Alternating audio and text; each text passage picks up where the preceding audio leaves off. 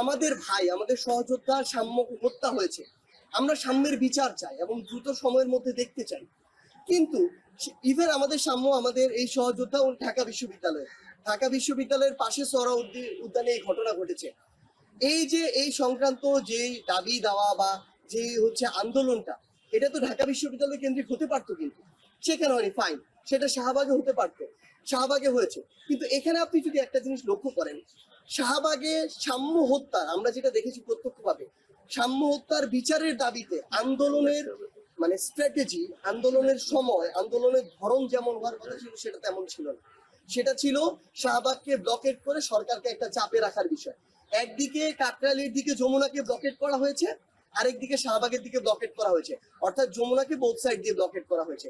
এখন কিন্তু ওইটা আমরা আবার দেখছি না। তাহলে আপনারা এখনো সোহরাওয়ার্দী উদ্যানে যেখানে হয়েছে সেখানে আবার এটা করেন, এটা করা উচিত। আমরা চাই আমাদের ভাই সাম্য হত্যার বিচারটা, কিন্তু এটা হচ্ছে না। তো আমাদের সামগ্রিকভাবে যেটা মনে হয়েছে যে বিএনপির পক্ষ থেকে আসলে এখানে এই জিনিসটা সরকারকে চাপে রেখে দ্রুত নির্বাচন আদায় করার একটা প্রসেস ছিল।